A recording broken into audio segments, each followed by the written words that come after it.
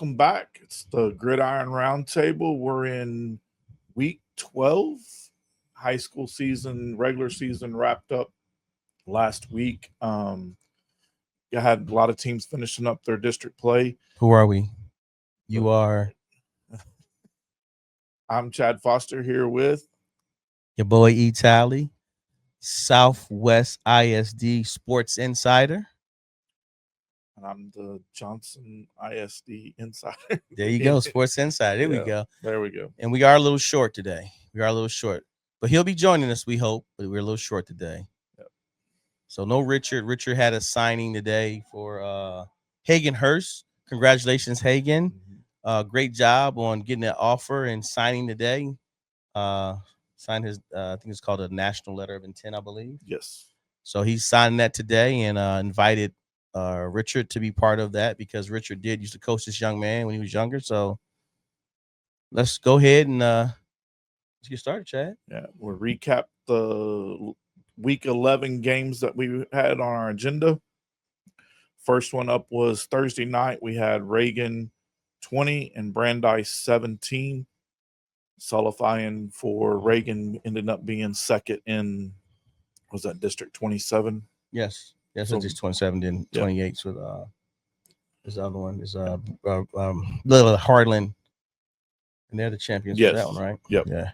So Reagan, real quick, did you see that happening in reference to Reagan beating Brandeis? Yeah, I seen Reagan coming in there, especially after Clark falling down as far as they did. Reagan was the next one up. I knew it was going to be a close game because I've watched both teams play. Right. So I figured Reagan could pull that out. They're starting to build steam as the season's gone along, where they kind of got over that hurdle after they had that loss with Johnson. So who are there any standouts as far as that's on that Reagan team that's going to be able to because Reagan did make the playoffs, correct? Yes. So is anybody that's a standout on that team that we need to be looking for that's going to kind of, we could be rooting for as they move into the playoffs too? Yeah, I like Hunter Cacciatore. He's the defensive end. He's been entertaining a lot of offers. They're right at that D2 level, right. NAIA level. Right. That he's been doing. He's been playing football a long time. I've known that kid since he's one of the junior Jags that we were talking about when we met Coach Cliff. Right. He's one that came up through that program. But I can't think of the kid's name. The little quarterback for Reagan is really good. He's more of a dual threat. He's got a little bit of a passing arm, but the running back, number 35, that he's good. Right.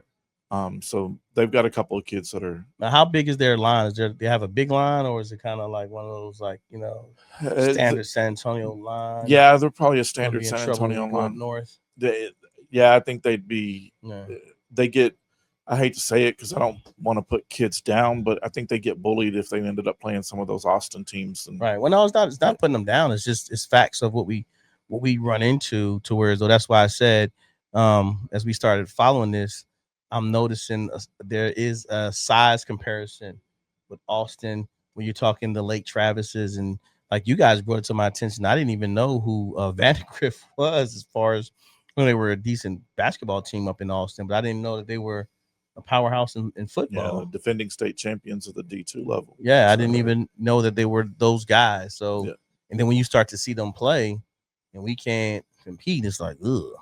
Yeah, in the trenches, that's where I think Austin, especially Austin a little bit, Vandegrift, Dripping Springs has really came on this year. Lake Travis, Westlake, those schools. And then when you get into Waxahachie, Duncanville, North Crawley, Plano. Worse, right? Yeah, when you play a Duncanville or a DeSoto, Waxahachie, I was watching some clips the other night with Waxahachie, and they're on their offense and defensive line between the positions. They've got like 4 or 5 D1, D2 offers, right, that are playing. So it's a big difference when you get into those, and it's like they're a meal. They just keep producing those players. Yeah. It's crazy. Yeah. So what's next? And then we had Harlan that you were talking about. They cleaned up in their district. Was it 28? 10-0. Yeah. 10-0. 10-0. They beat Sotomayor 62-17 to claim first in that district and set themselves up pretty good for the playoffs, going ahead for the playoffs. So Harlan's on a pretty good collision course in that 6A. Now them being they went 10-0 this year. I think last year they went they only lost one game, wasn't it last year? Mm-hmm. And then they went all the way to the 4th round, correct? They didn't get a state, but we were one game short from going to state, if I'm correct. Yes. Do you think they'll have the same run this year, or they'll have a deeper run? I know we talked about a little bit on our show, on our, guess who got the opportunity to play on Sunday. But do you think Harlan to be those guys that kind of get over the hump and actually win this year? Yeah, they have the thing that I worry about with Harlan is their second round game that they're going to come up against. Right. Because they're going to play Madison in the first round.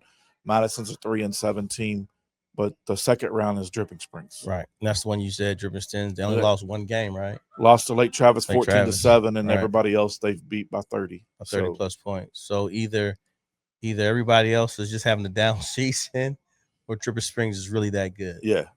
Yeah. And Lake Travis is just that much better. Right. Right. And Lake Travis is making it's either Lake Travis or Westlake every year. It's one of the two schools. They rotate back and forth. Exactly.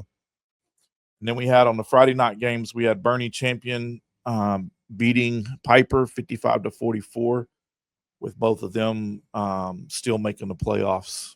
They ended up in the top 4 of their districts. So they're both making a playoff game. And then we had in 5A also, we had John Jay beating Southside 37-6, and that cleared the way for John Jay to be district champions in their district. Then in the 6A, back to 6A, we had Johnson beating Clark 42-30. We were both at that game. Johnson had already cinched the district the weekend before with their victory over Churchill, but this has made it, for the first time in school history, they're undefeated district champions back to back. So is this the first year that we had 3 teams? No, 4, right? 4 go undefeated in district. Was it 3 undefeated in district? 3. Because we got Harlan went undefeated in district. Johnson went undefeated. Still went undefeated. And then Davenport, right? Davenport. So that's what I'm saying. We have 4. Where last year, I know we had Brennan went undefeated. And Johnson. I think Steele did too. Yes. So we had 3 last year.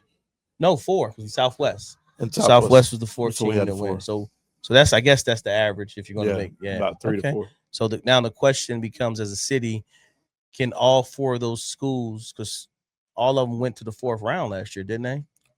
Johnson went to second round. Okay. Johnson met Lake Travis in the second round. That's a tough one, man. You got that Austin stuff, man. Yeah, I tell you, man. And you got to get over that hump, man. And to draw that, just like we were talking about Harlan, to draw that as your second round game, it makes it really hard to where it makes it hard to compete when you draw that the second round. It is. But it is. There's Harlan's showing a lot of signs. Johnson's showing a lot of signs. Steele's showing a lot of signs that they might be able to get over that hump this year. Because it's just like in basketball. I don't know if you remember, but when Judson, Steele, Clemens, they were District 27, and so now that's how I knew where first round was always District 28, which is the Johnson, yeah, and then they flipped to go to play District 20, the winners of District 26. You know what I'm saying? In 26 and 25. Yep. And then that's how, the same thing for football. Right. But the problem is for football, they just got a number right now, and Austin does. So we got to figure that out. We got to figure that out. Here we go. And this could be the year.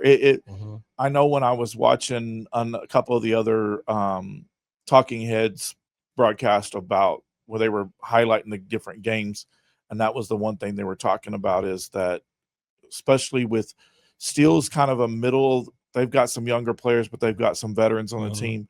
But a team like Johnson, I'm not very familiar with Harlan. I wish I was more. But a team like Johnson, you're 5 or 6 seniors out of a 22 starting rotation. Yeah. So with that being said, you have a very young team that's Right. now they're 2 years into this. Well, I know Dave Campbell and his group, the young lady who was talking, you sent me a clip on, they really like, if not this year, they almost kind of like not kind of bagged it for those guys, but hey, don't worry about this year. But next year, they really think Johnson has a really good Johnson Jaguars. I'm talking about have a really good the San Antonio Johnson Jaguars. Because I realize it's two Jaguars, but they have a really good chance to possibly go far next year because of all the talent they have. They are young. They think they'll probably get knocked off second round again. But next year with the receiving core, the quarterback, they mentioned Elvis, by the way. Yeah. Shout out to those guys. And then the line they have, they think that they're going to have a good run next year. Yeah, because Johnson's losing the center that we interviewed, Joshua McCurtain, and they're losing Aaron. Defensive end, right? No, the running back, and Rashawn that we interviewed, the running back. They're losing those two, but Noah Cartwright, that's been playing a lot this year as a running back, is a sophomore. Bryson that we interviewed a couple of times he plays wide receiver, running back. Bryson's a 27. Braylon's a 29. He's a freshman, and they play him at running back some. They got another kid that they're looking real high on that's coming up. That's a sophomore that's been playing on the JV squad. It's a running back. Right. So I think they're going to fill those shoes. The center is the big key point of what they can do going next year. But there's Dave Campbell. I seen the picks, and they had the crew picking, and one of the guys picked Johnson to win Region 3 or Region 4. He picked him to win the whole region. Wow. Oh, I'm predicting them to get to round 3, and then it's a coin toss at that. Oh man, I just see how battle tested these guys are. Like again, I want to see them play steel so bad. And I think that's round 3. Round 3, right? Yep. Yeah, that's what I really want to see. But man, it's so hard coming out of first round, second round. First round Friday night.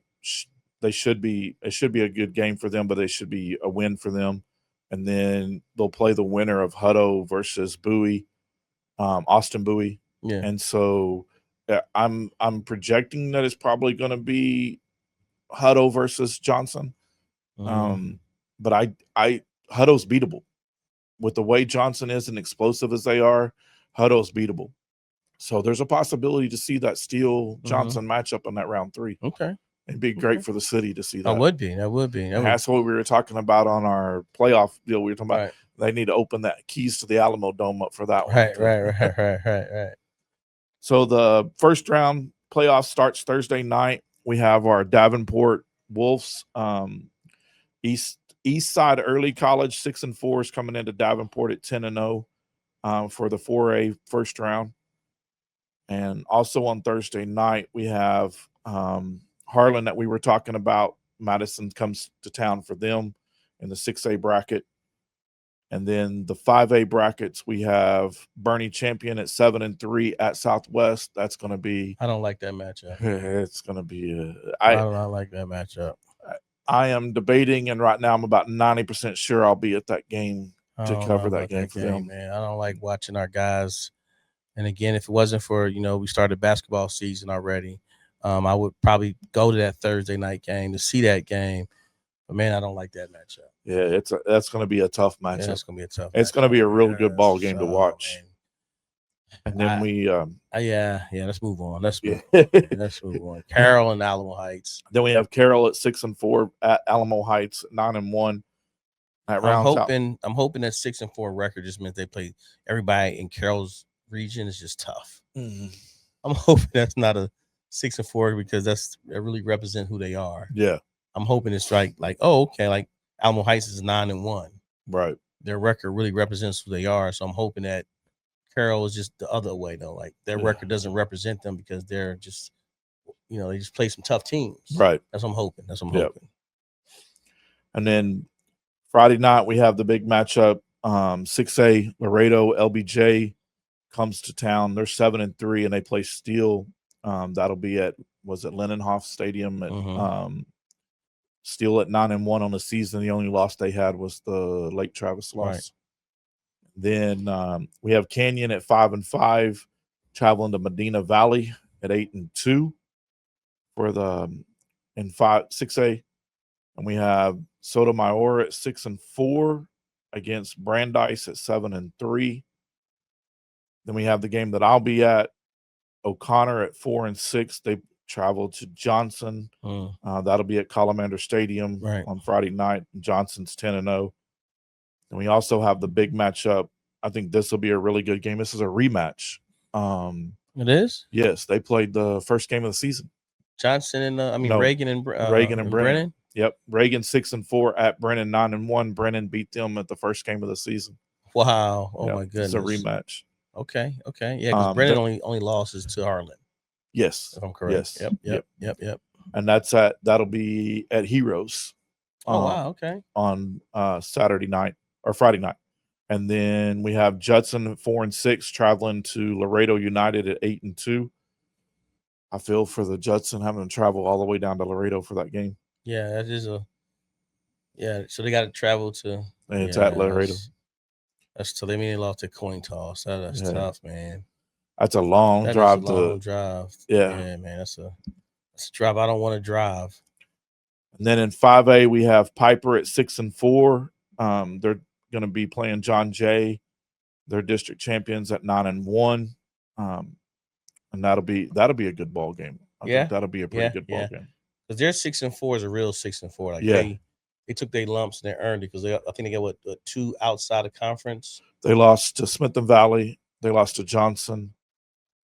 They lost to Davenport. Yeah, it's so saying they lost two outside. Yeah, and two inside. Yeah. So again, that's a real.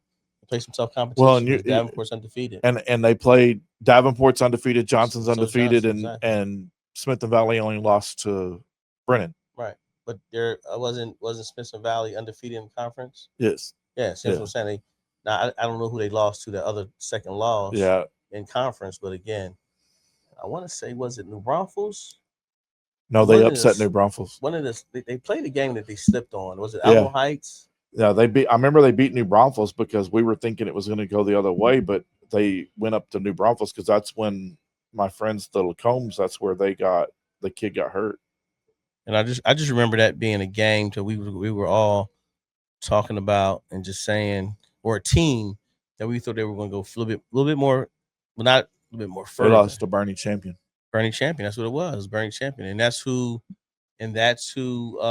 Southwest has. Yeah, that's gonna be a tough game for Southwest, man. Yeah, that's gonna be a tough game because I know how Southwest plays, and that's gonna be a grind. I'm hoping Austin's Diggs is back, and Moxie and all those guys are definitely gonna play up to the moment. So it's gonna be a good game. Is their quarterback back? No, I don't think so. I think he's done for the season. Yeah, I think he's done for the season, if I'm correct. Then we have Laredo Nixon coming up to New Braunfels. Laredo Nixon 7-3, playing New Braunfels at 8-2. That should be a pretty good ball game, except for the fact that they have to drive at 3.5 hours. But no, for that team, if they're anything like their basketball team, it don't matter. Yeah. They travel well. Yeah, they play hard. They play hard. They're different. They're different. A few teams see that in basketball when they play them. They're not the normal, hey, you think that they can just they play hard. They play real hard. So that is going to be a good game. And then you got in Laredo Nixon, their loss. So they lost to Laredo LBJ. They lost to Southwest, and they lost to John Jay. Yeah, see. Yeah, there you go. So that'd be a good game. They got some key, not key, but they got some good wins that are worth. Not worth, but they got creditable losses. Yeah, is what I'm trying to say. Yeah, and then we have Southside at 6-4, traveling to Ranger Stadium against the defending state champions Smith and Valley 9-1. And there's another one that the Dave Campbell crew, they picked Smith and Valley to win the region in 5A, and then they predicted there's two of them that predicted them to be back in the state championship game.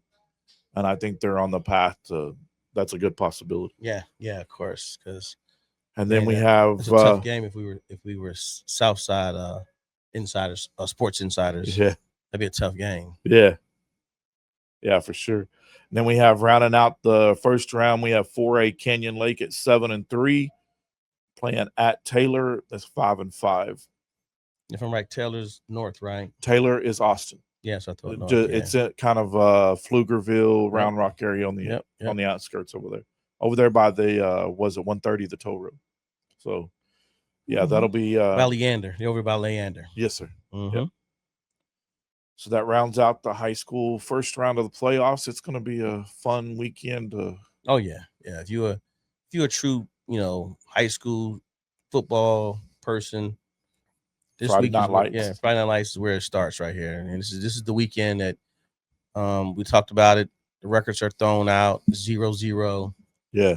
What you got?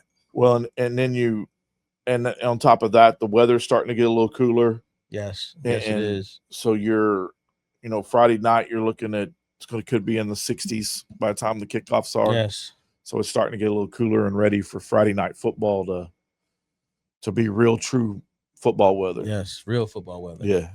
I don't like real football weather. I like indoor. So give me basketball. Yeah. Indoor soccer. Give me a dome. And there's nothing like, I remember playing football when I was in high school. There's nothing like being in that cold weather and getting hit. Oh man, no, it is something like it. Yeah, it's very much something like it. I don't like it. I ain't like none of it. Yeah. So yeah, okay. But it's gonna be it'll be a good. Like I said, it's gonna be a good weekend. And then, like I said, the projections of a possibility of a Johnson Steel winner goes to the region championship. Yeah, that's a very strong possibility. The first one is what? It's by district, right? By, and then area 2nd, mm-hmm. And then what's third? By area, I guess. No, so it was. I can't think of what it is because I thought the first one. Because of course you win district, then after district you try to go it's by district, and then I don't know what that next two is. By, and I know it's third round maybe area. And I thought third round was area. Yeah, I think so. It's by district, and then it's a empty. I don't know what they call that. And then it's area. Then it's region. Yeah, definitely the last one's region, of course. Yeah, and then you're going to the dome, or excuse me, not the dome, but Jerry's World. There you go. But the semifinals aren't in Jerry's World, are they? It's the championship game. It's in Jerry's World. Yes, it is. Because matter of fact, because remember, Smithson Valley game before Jerry's World was somewhere else, if I'm correct. Yeah. I do remember that. Yeah, because so you would have either Johnson or Steele playing probably Lake Travis in that one. And that's in between. It's all those games lately have been in Austin. Yeah, correct. But and then you'll have that Houston Region 4 versus Region 3. I think somebody was in Seguin. I can't think of who. I think somebody went to Seguin. I can see them playing at TLU. I don't remember. We can find out. We definitely can find out. Yeah. That's something we can. Hey, Vic, on the boards, we're gonna give you a shout out. Vic's on the boards. We don't have Richard here, so it's not fun. I can't ask you when were you born again. So Richard ain't here, even though you were born when again? 1998. Yep. And that's when Rich found himself graduating from UTSA. Go Birds. Yep. So that was the whole running joke there. Hey, but can you find out real quick? And thank you first, also what you do. Can you find out where are the games? Where was last year's Smithson Valley Region 3 versus Region 4 game? Yeah. So, do you remember who they played that year? See, now that's just okay. So I can find out. Yeah, hold on, I can find out for you. I can look that up through. You said their Region 3, or I can look up their playoff run last year. Yeah, let's see here. Their last year numbers as far as who they played was schedule was against Angleton.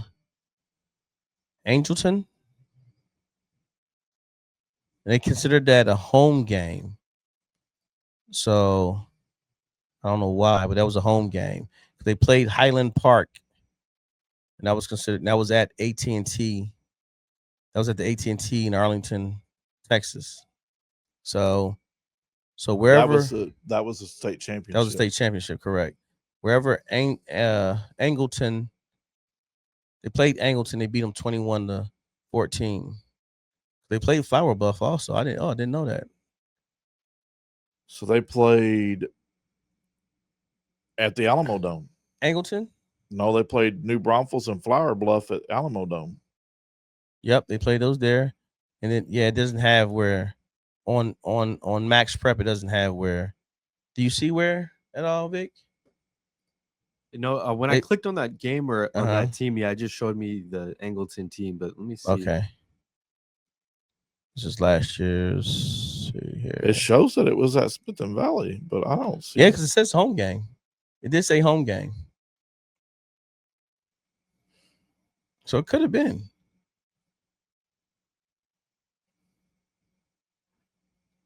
So it's by district, area, regional, and then quarterfinals, Chad.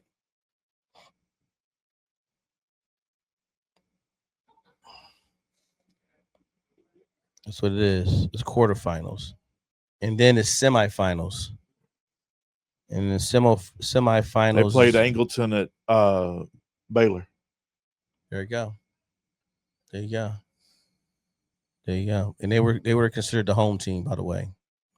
And then they played Highland Park. So with that being at the Alamo Dome, there's a possibility the Steele Johnson game could be at the Alamo Dome. They could be. It could be a venue they rent out. So yeah. So there you go. There you go. All right. That wraps up the high school roundup. Now the fun part of the show. Oh yeah. The college football. College and NFL football. Let's do college first. Let's knock it out. NCAA 2025. NCAA. Hey man, college football is really doing a good job. I still don't like the fact that I'm in the SEC country. So everything is all about the SEC. Everything. It don't matter if the SEC played doggone Grambling. Yeah. That's still a tough game for somebody. Because it's Grambling and Grambling's down here. So yeah. So again, I think it's a little unfair, but it's all good. We can, Big Ten still, still doing our thing. Yeah. I feel bad for the ACC though. Oh yeah. Well, but we have an ACC team here, SMU's. I know we do have one team, and that's the weirdest thing, because I know ACC does not stand for anything in Texas. I don't think we're nowhere near the Atlantic. Exactly.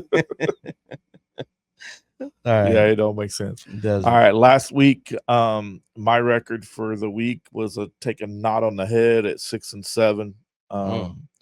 Yeah, I got my butt kicked last week. And then Rich, he ended up 10-3 on the week. Mr. Tally ended up 11-2. Had to redeem myself. And then my little sidekick ended up 8-5 on the week. Foster's took a beating last week. So that makes for the overall standings. I'm at 63-58, and I'm bringing up the rear again, still at 52%. Rich is at 71-50 on the season with 59%.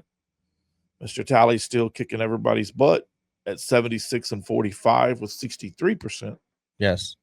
And Dylan's bringing up what is Dylan? Third place at 56-44 with a 56%. So I'm still bringing the rear up. I'm going to have a good week this week, though. There you go. I can feel it. You can feel it. I feel it too. I can feel it. I feel it in the air. I got you. All right, Friday night recap. We had Northwestern 17 at number 20, USC 38. We all picked USC in that one. Yes. That's a good move. Yeah, Northwestern's still down. They still haven't recovered from firing Fitzgerald. But again, that's Northwestern's that school, that team that's always that bottom tier, just like the Vanderbilt used to be. They had a few good years. Don't get me wrong. They always have a good running back, and they do a good job every now and then. They'll be the Penn State one year or. Well, I think they need it. Pat Fitzgerald was a really good coach for them because they had really good years, 8-9 wins, sometimes a 10 win in there, because you need that. with that Northwestern, that Chicago area, you need that lunch pail kind of coach, almost like an offensive defensive lineman coach to be a head coach there. Yes. To do that mentality. And that's what they had. They had really good linemen as far as the linebacker, because that's what the Big Ten is. We have a lot of good linebackers come out of there. They always running the ball well. Yeah, that's what I remember. Yeah, and Pat Fitzgerald, he was a linebacker at Northwestern when he was the head coach, and so that's where I think like Brett Beema, or however you say his name, that's why he's doing pretty decent at times at Illinois, is because he has that he was a lineman coach. He was the guy, I'm going to bring my lunch pail to work and I'm going to kick everybody's butt kind of attitude. And that's that you have to have that blue collar mentality in those kind of schools. So. You do, because one is cold as crap. Yeah. And that's the good part about, a lot of, SEC schools is, but again, they just speed kills, and y'all have the linemen that go along with it. So front linemen is kind of like San Antonio going up to Austin playing, you would say Austin would be the SEC because the linemen are so huge. But again, that's what they bring, and that's what that warm weather, towards those not so cold up there, towards though, you there's open stadiums. Minnesota's about the only stadium that's closed. I never understood that. I think between them and Buffalo, I don't know how they do it. Michigan, Ohio State, Penn State, I don't know how they Illinois, Indiana, Notre Dame, all those schools. But Minnesota's higher north though, and it's like they got the dome. Yeah, and they play in the dome. They get it. Man, I don't know how they do it. Yeah. So, but again, it is what it is. Yep. Then we had Tulane 38 upset number 22 Memphis 32. We all picked Memphis. Everybody gave me hell about picking this game, but this was a good game, trying to figure out who the under, or what do they call, the sub 4 conference, who's going to be in the college football playoff, because they were projecting Memphis to be in that one, and now they got beat, so Memphis got knocked out of the chance to play in the playoffs. Now, real quick, in that game, in regards to that game, because Tulane wasn't ranked, and since Tulane took care of business and knocked Memphis completely, I think they're completely out now, right? Yes, because they were 22, Tulane knocking them out. What is that? Did Tulane have a winning record? No, right? They had a subpar record too, right? They might make a bowl though, right? Yeah, I think they got more than 6 wins to make a bowl, but not enough, because they're from that conference that's just, it's not really good. Yeah, and I don't know, because all of these are,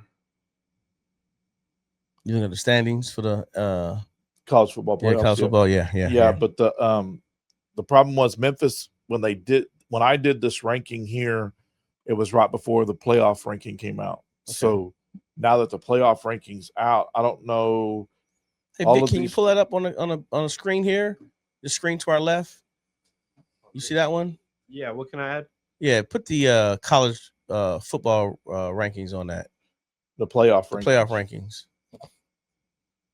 I'm trying to find where they were talking about the 2 schools that were the first 2 out.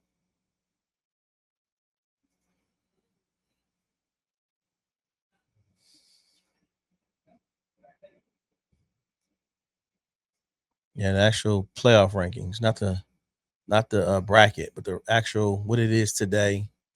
Who's who? Okay. Can you make it a little bit bigger? Other way. You went the wrong way. I gotta put my glasses on.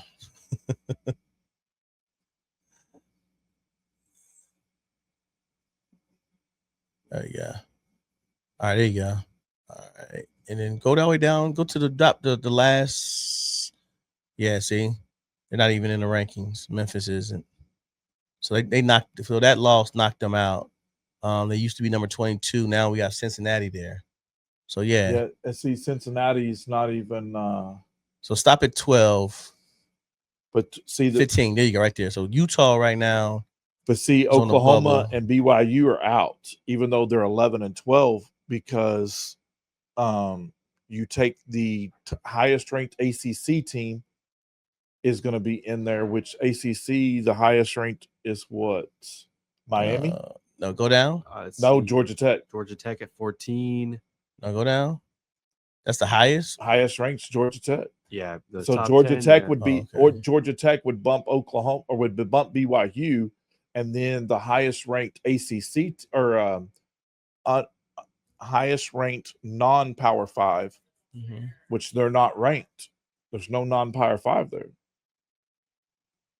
James Madison. No, not James Madison. Yep, they're not Power 5. What conference are they in? American? Yeah, that's a team that used to play against UTSA. So I want to say American. Or Conference USA. I'm sorry. Conference USA? Yeah, Conference USA. Yeah, Conference USA. So they would be the highest ranked team. Well, no, but so that's the top. So actually, didn't they? I thought the standings actually not standings, but the actual what's it called came out. That's the rankings. That's not the actual. Not BC. I don't say BCS. Excuse my ignorance. Oh, see, yeah, this is actually on Google. It says according to the AP top 25. So I could see the college football. Pull up the college football actual. Yeah, let's see. Because they have their own committee. Yeah, remember they're different.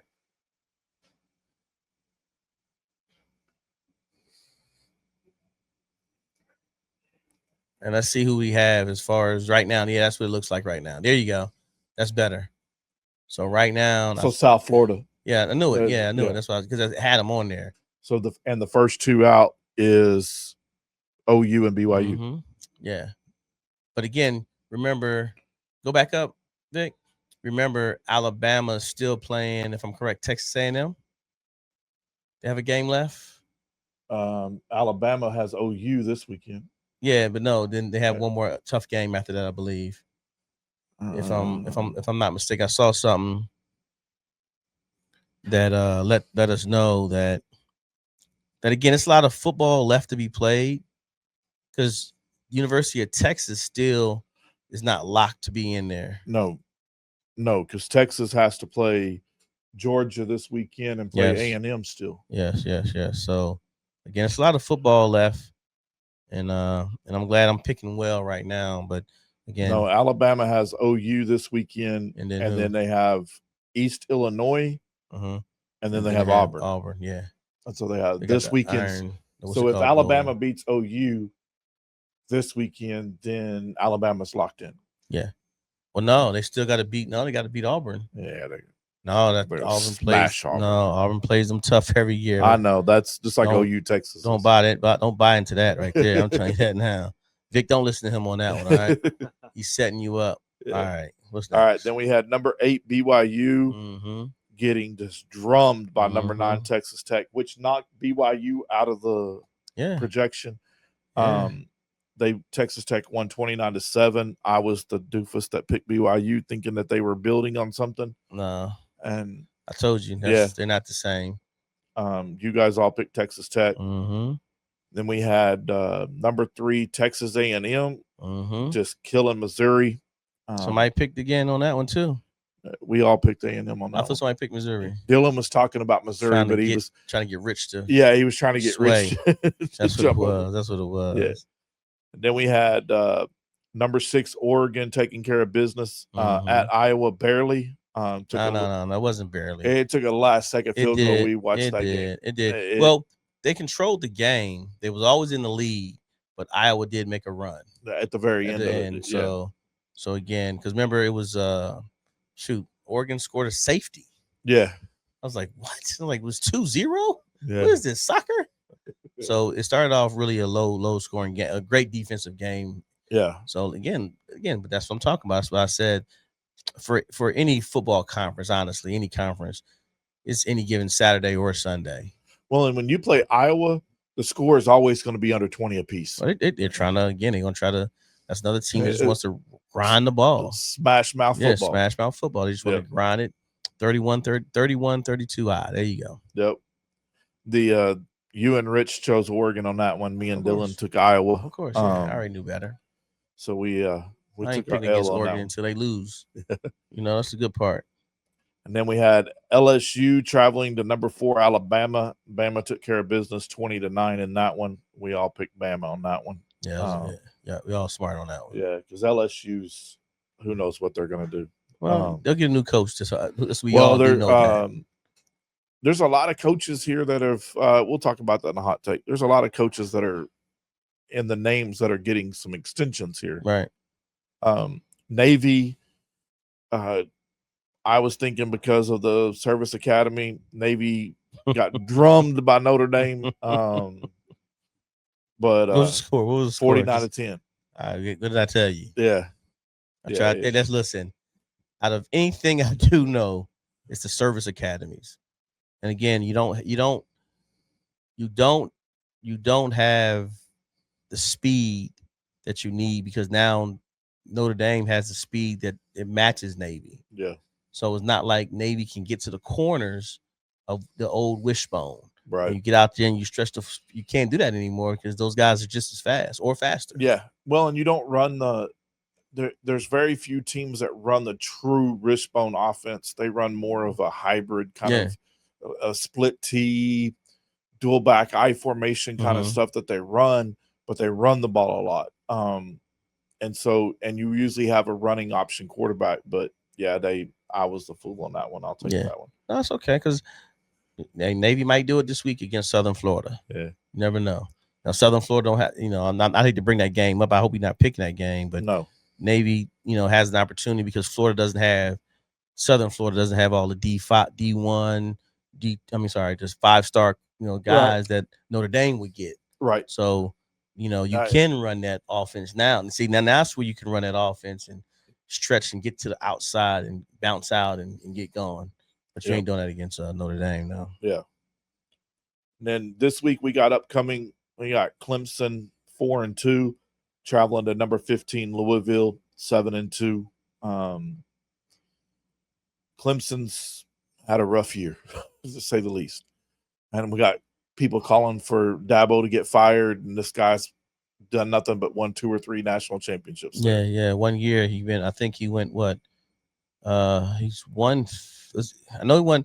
I think 1 year. Well, not 1 year, but I think there's a stint that he went 4 years in a row. They played in the championship game. Yeah, or played in the playoffs. Yeah, played in the playoffs. He made the playoffs when they first brought it out. Yeah, I think he's his team was the first team to win it, wasn't it? I think so. Him or Ohio State, I think, won it first. Yeah, but I don't think it was Alabama. No, but they competed. Yeah, that's where you have his quarterback that he had, Trevor Lawrence. Yeah, that's where he came from, and then the running back, ETN. ATM. Yeah. Yeah, he's from there. So, and then you got some receivers from there. Yeah. So again, you got a program that's real deal, yeah. Van Holyfield. So, yeah. Yeah, we'll get the other guys' picks. I'll pick. I'm Louisville. Yeah, I'm Louisville too. But now I'll look in the camera and say I wouldn't be surprised if Clemson wins that game. And the reason why I wouldn't be surprised is just, again, that's what Dabo does. He does have his guys play at games like this right here.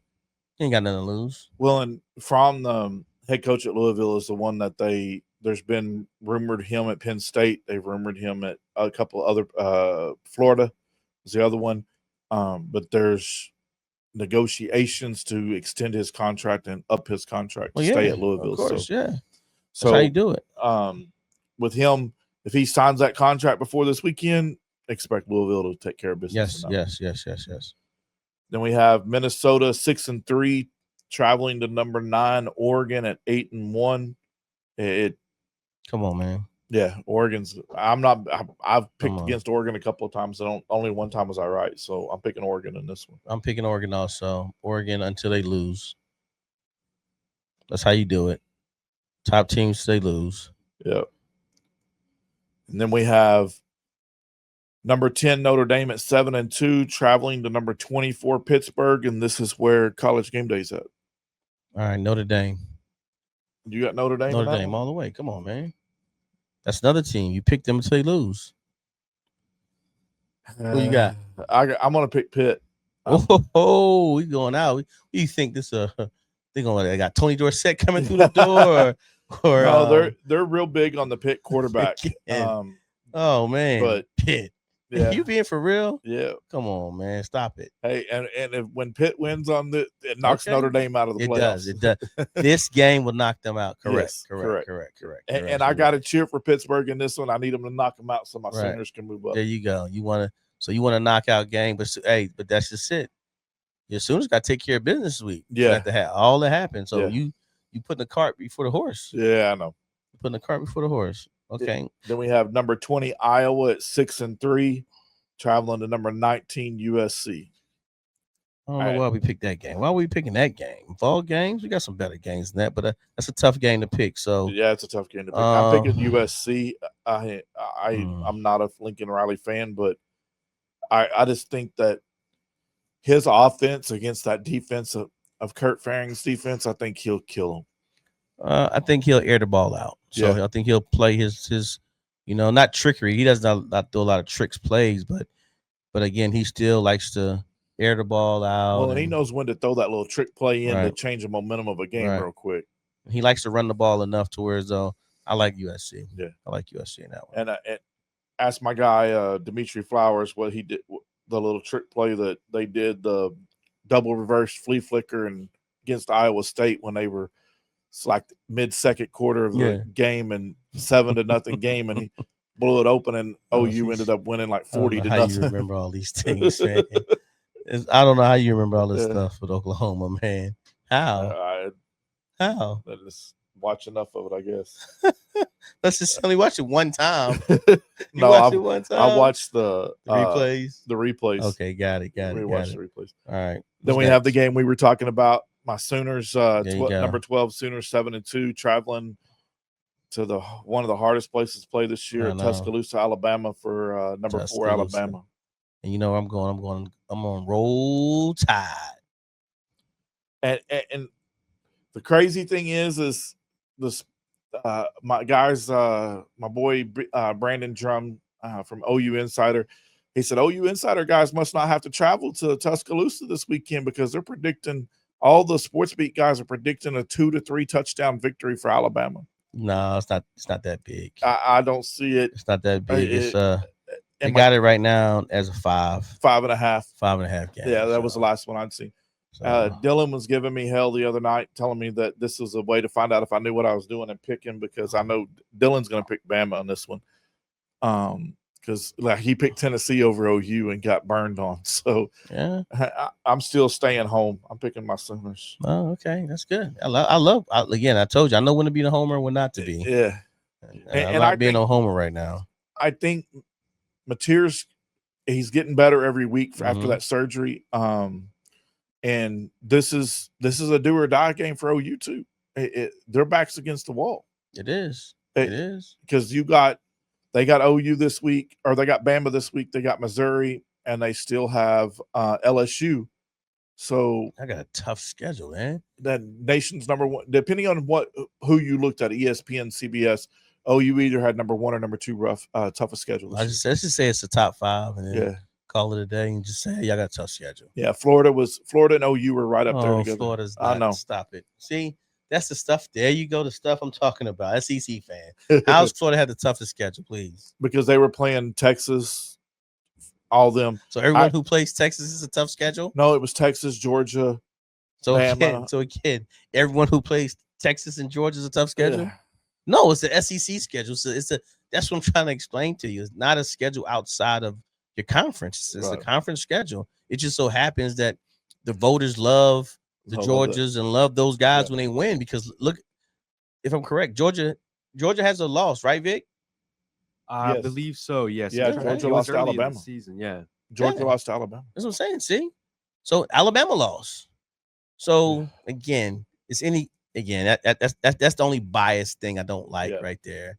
Because again, I think all the games undefeated out of them is Texas A&M, right? No, 1, 2, Ohio 3. State, Indiana, Texas A&M, and Indiana have a loss. Indiana, Texas A&M, and OU. They're only Ohio State, Indiana, and A&M are the only 3 that are undefeated. See, how does Alabama be number 4? Like, come on, man.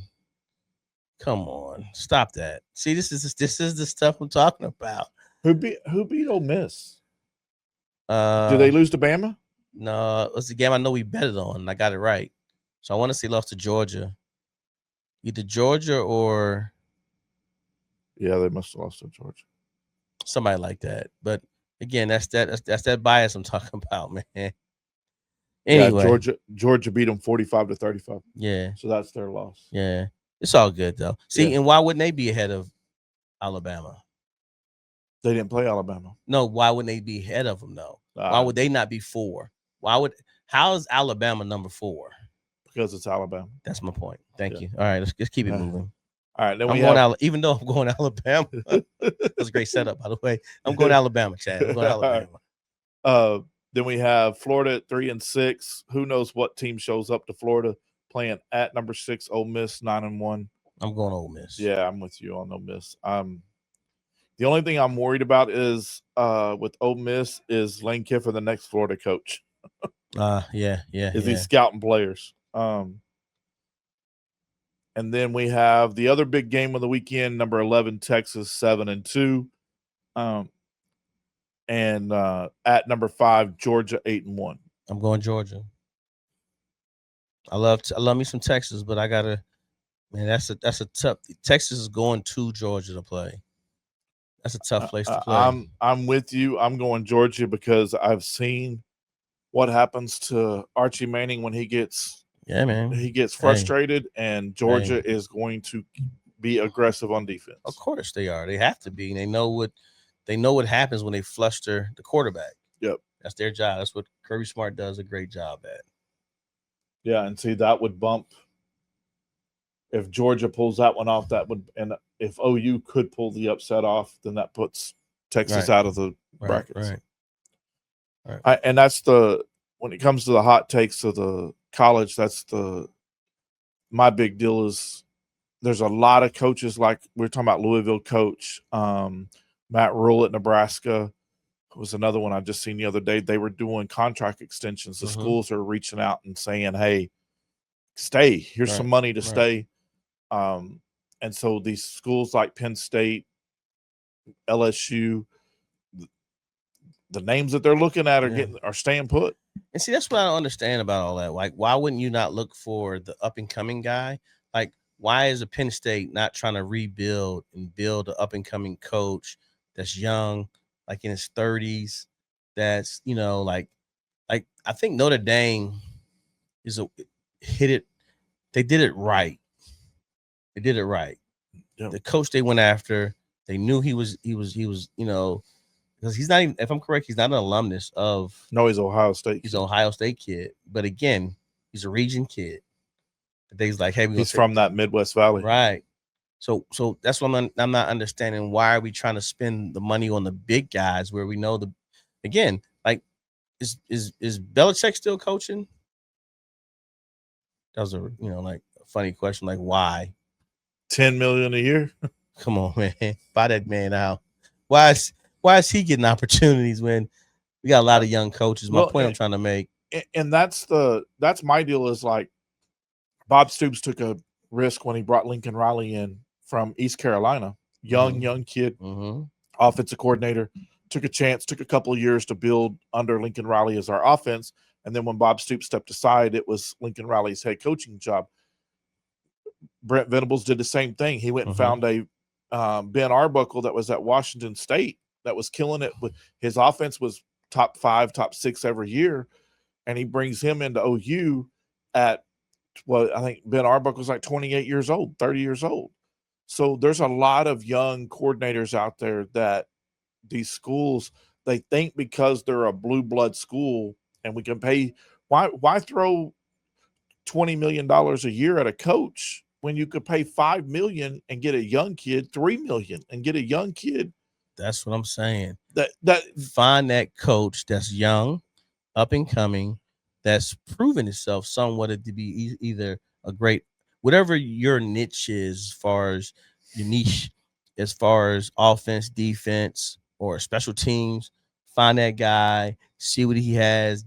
Hey, go ahead, let's build this. Let's take your lumps. But by year 4, you got to start winning. And it takes it. I've read on it where guys have talked about it, and it takes 3, 4, sometimes 5, because you have to get a full. Because you're looking at 4 years to get everybody from freshmen to seniors that are your guys Well, that remember, you brought in. Remember, your guys. Yeah. So I guess it was a study or someone told me. I can't think of. I forgot who I was talking to. They said 3 years. Yeah, to build your To culture, build your team and your culture, what you want, because you got to get rid of all the guys that was the previous coach, Deion Sanders, and then you go get your guys. So the next year, your first year, you don't really have anybody. They're not your guys. They're just guys. right? The next year is your guys, Right. are freshmen. So by the time they're sophomores and they're ready to go, they should be making some kind of a difference. And then the year before that year also, you got a set of freshmen and a set of sophomores. And you build off of that. I thought that was the way to do it. Well, and you could nowadays with the transfer portal, you could also go in and you could go find guys that fit your culture.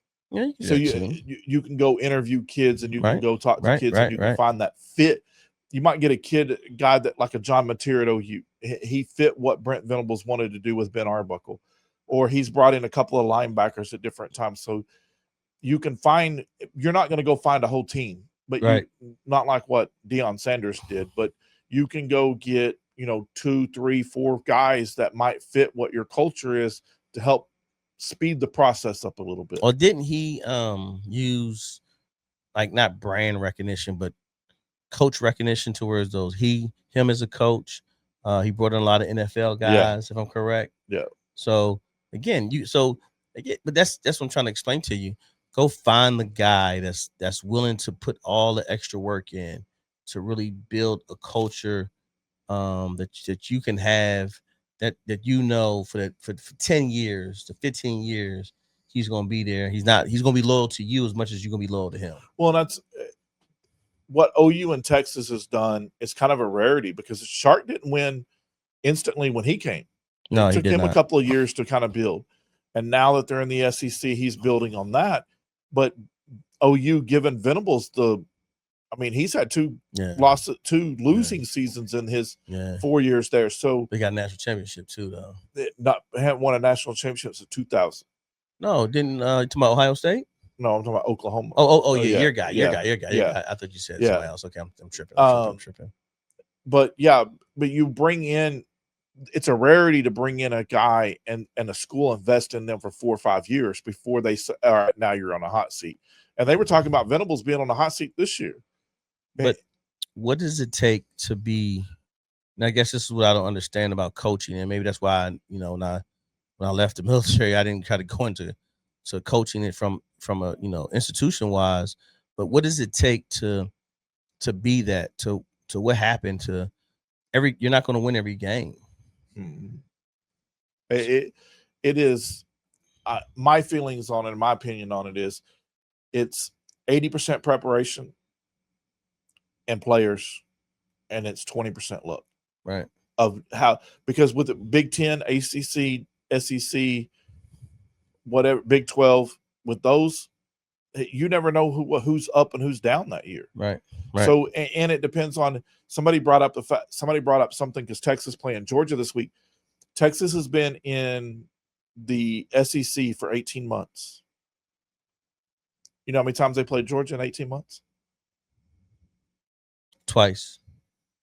Yeah, that's a lot. You know how many times Texas A&M's played Georgia and they've been in the SEC for 12 years? Maybe one time. Yeah, that's about right. And so you never know how the schedule is going to develop. Now I like what SEC's done this year. Starting next year, 9 games, 9 SEC games, and you have 3 opponents that you play every single year. And then there are 3 rivalry games, and then you have the other 6 rotate every other year. And so that way you're playing within 3 years, you play every team that's in the SEC. Right. I think it's what that way. And I like that if they keep that, because the way they've done the rotation like that, 12 years and you've only played Georgia once. I know. It don't make sense. Well, remember when they first came in, they kept everything on the West, the West and the East. So if you were the West, say you didn't play those guys at all. Right. And so now they kind of picking up the NFL's kind of format, which Big Ten, what they called it, they say they're picking up, they're doing the same thing the Big Ten does. Yeah. Round robin. Yeah, the Big Ten makes it to where you play everybody in your conference at least one time within a 3 years. 3 years. 3-year game time period. So and that's also the NFL's thing too. You rotate from conference to conference. You always play what's in your conference, and you always play everybody at least one time, and then you cross pool with either the South or the North, and then the West, and so on. So same thing. I think that's a good format, but honestly, I think if you guys want to claim to have the best conference, it's not about playing within the conference; it's playing outside the conference. Yeah, and that's that was what SEC. I don't remember what the Big Ten did on theirs, but when the SEC came out with the deal saying 9 SEC games, 3 rivalry games, 6 rotation, you must play one of your 2 non-conference games must be against a Power 4 team. Mm-hmm. So you must play a Big Ten, an ACC, a Big 12 matchup for one of your non-conference games. Mm-hmm. And like OU played Michigan this year, next year they go to Michigan. Right. So that makes it a little bit more where you have a bigger game. And then like OU has Nebraska on the schedule. Right. They have Clemson on the schedule coming down the road. That makes it a better situation because, hey, those non-conference games, especially if you can get them at a neutral site, come on, sign me up. I don't understand why they got to go so far out, though. That's what I'm not understanding. Like, those non-conference games be signed 5 years ago when the team is good, and then they play them, the team is terrible. And it's like, well, hold on, it's not the same team when y'all signed y'all contract. Yeah. Like Oklahoma versus Penn State. You might have did it 5 years ago when Franklin had the height of the Penn State. And same thing for OU. But now it's a bad year for Penn State. So, of course, it doesn't make good for TV is what I'm saying. So I think those contracts should be made a little bit less, not so far out. Is what I'm saying. Yeah, because see, OU has all the way to 2036. Yeah, see, that doesn't make any sense to me. Because they have 2035, they have at Clemson. 2036, they play Clemson in Norman. Yeah. 2033, they'll have Tulsa, but 2030 is at Nebraska. Yeah, see, that doesn't make sense to me. Like, why? Like, playing.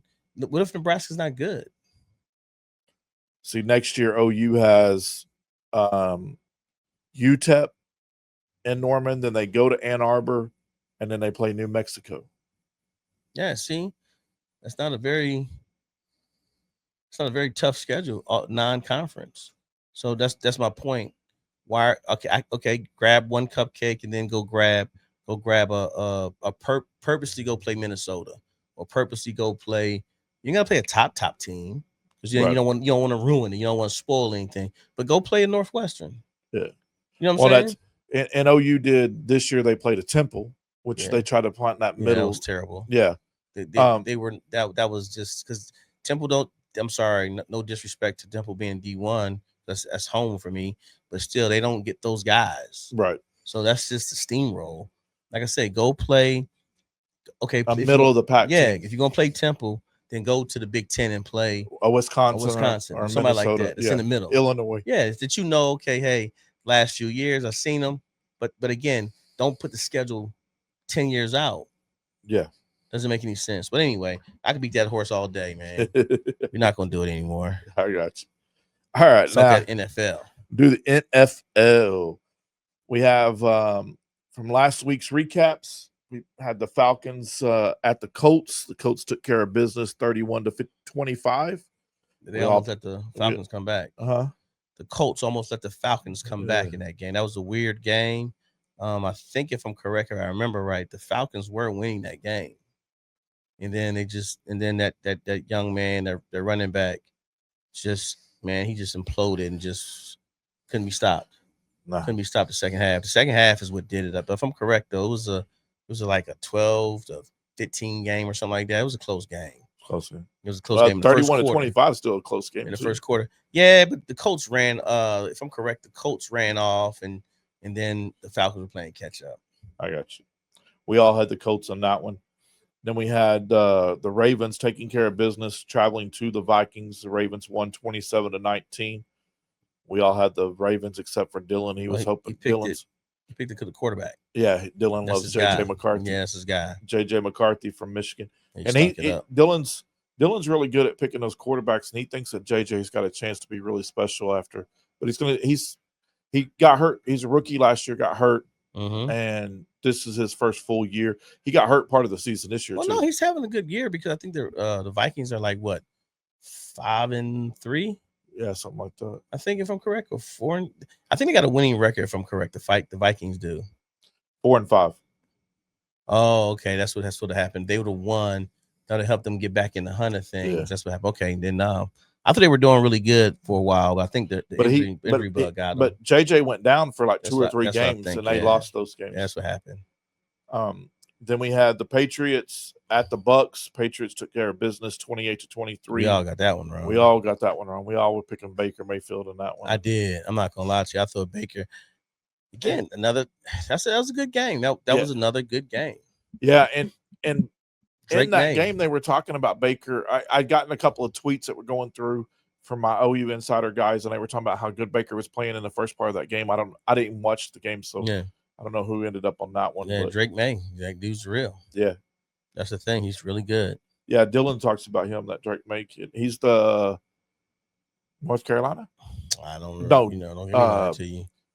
I'll make it sound real good. Drake May. Vic, do you remember him? I'm trying to think if it was North Carolina. I know. Was he the kid that was that went from Duke to Notre Dame? Let's see. It says he was UNC from 2021 to 2023, and I believe it was just UNC. Yeah, he's a North Carolina quarterback. Well, they say the Patriots found a quarterback. Yeah, they say they found a quarterback. Like, hey, it took them a while, and they got the right guy. Yeah, they say he's the next coming of Tom Brady. And he's big words. He's a big kid too. He is big. Like 6'6". Yeah. Well, you remember that's at one time that was the typical quarterback size and height and build. And that's the Tom Brady, Joe Montana. It was somebody else. Tom Brady ain't 6'6". Tom Brady's tall. Yeah, you look that up. Tom Brady's 5'4". I don't think so, man. Tom Brady, if I'm correct, because I think all those quarterbacks was real big at one time. How big is he? 6'3"?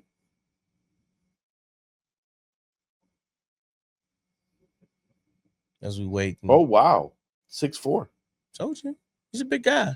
Wow. I'm telling you, man, quarterbacks were big, and remember they had to be big in the pocket. Well, that's Josh Allen. Josh Yeah. Allen, a big kid. And that's why they like. That's why they like Josh Allen, because he has that prototypical Cam Newton. Yeah. Cam Newton's a big dude. Cam Newton was a big kid. He's a big guy. Like, he's not little. One of the guys that he's now the tight end at the Kansas City Chiefs, but he played quarterback at Oklahoma. He was 6'6", 245. Yeah. Played quarterback. They called him the Belldozer because his name was Bell. Exactly. Big kid, but just didn't have the arm to play in the NFL. But I think Troy Aikman's another big man. Yeah, Troy Aikman's a big guy. That's why it's funny when I watch the young man that's on NFL Live, and he debates now. Richard makes fun of him because he ran out the what's my guy name? He ran out the end zone. He played with what's the Bears? I can't think of his name. No, but I like the guy, but he's a tall man, tall young fella there. So in my mind, it's like, hey, I remember at one time. That's why the Baker Mayfields, the Jalen Hurts are in Kyler Murray. They're not supposed to be doing as great as they're doing. Yeah, Well, and I don't think Lamar's not that tall, is he? No, I think Lamar might be 6'4". Because Baker's 5'11". Because Lamar is bigger than what he looks like as far as tall wise, I think. Because he's slender. He's not as. But he's bigger than what because he takes a lot of. Oh, he takes a lot of hits. Oh yeah.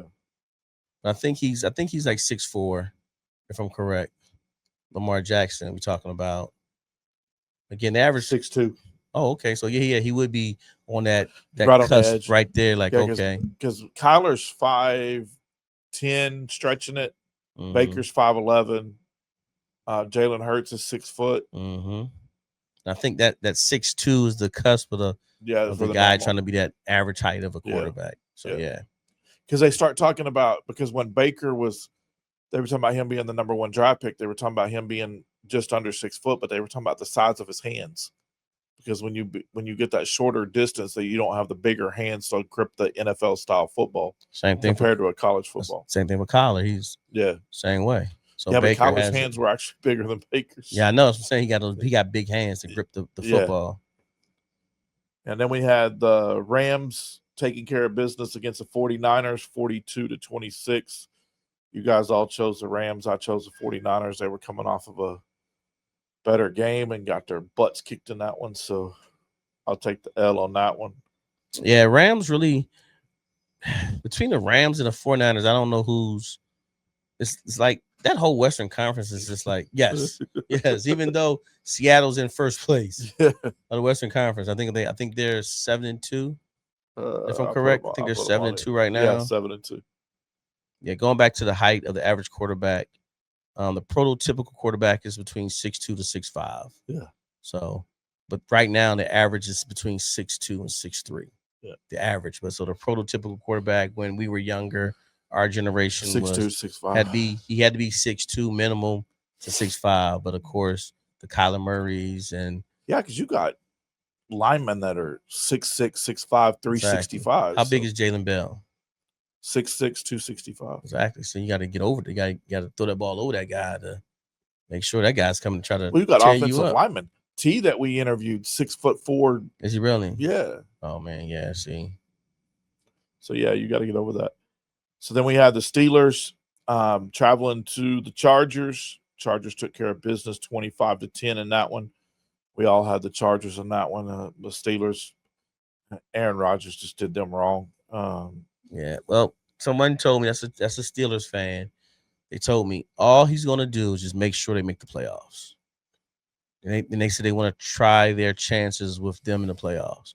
So all his job is just to sell the ship to 500.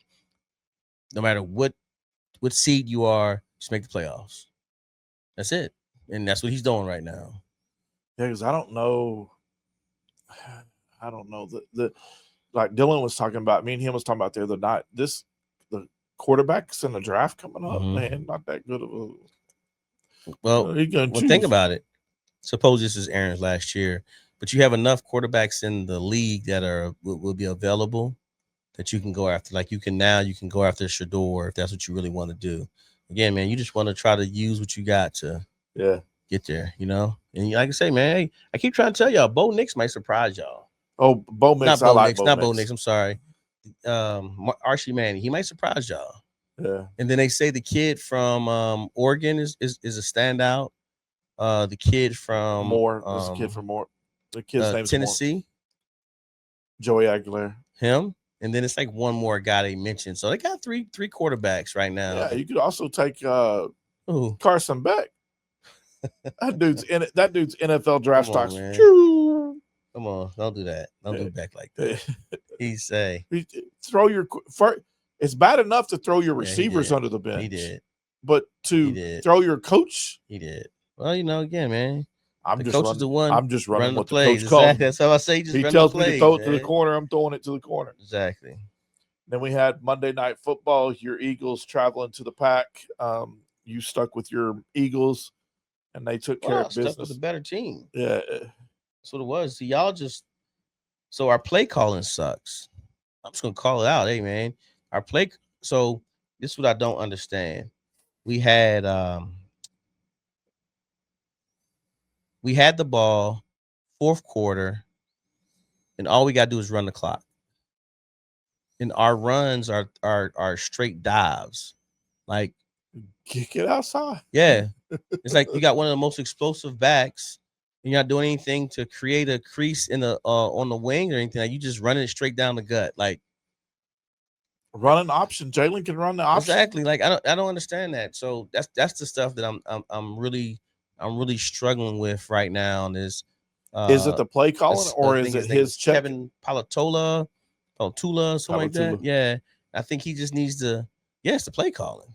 Yeah, because hey man, if I call a running play, Jalen's running the running play. But if is it that, or are they giving Jalen? Because we talked about that with another quarterback. Are they giving opportunities? Are they giving him the check down and he's checking down to that because he's not checking down? No, he ain't checking down. Why would I check down to a run from a run or a pass where I know they blitzing me to a run? Or it could be if it's an RPO or a run option, not even a run pass option, but a run option of, am I giving it to my fullback going down the 2 gap, or am I taking it on the outside and he's just giving it to the fullback? No, because the crazy part was it was a series during that play that I'm talking about that even Barkley was like, "What are we calling? Like, this ain't working. Like, bro, it's 7 guys in the box. You're not creating any." Fake that handoff and throw it over the top. But utilize the players we have to where as though, and then it was one series where as though we had the ball, we passed. Like back to back. We stopped the clock each time. It was right before the 2-minute warning, I think it was. And it was like, pass, stop the clock. Pass again, stop the clock. Why? That didn't make any sense. It was no creativity in the plays to where though, again, I know, listen, he has an extremely hard job, and I don't criticize. Right. I'm that last person. I'll just say, hey man, it is what it is. But for us to go to the next level, to where though to have our total dominance that we were supposed to, our play calling gotta get better. Yeah, our play calling is terrible, terrible. So that's all I'll ever talk about that, and I'll leave that alone at that. All right. Then we got the upcoming games. We have for the first game, we have the Panthers at 5-5 against the lonely 3-6 Falcons. That's a. Why did you pick that game? I don't know. I had to make sure I filled the gap. You fill the gaps with the well. We filling gaps. All right, we filling gaps. All right.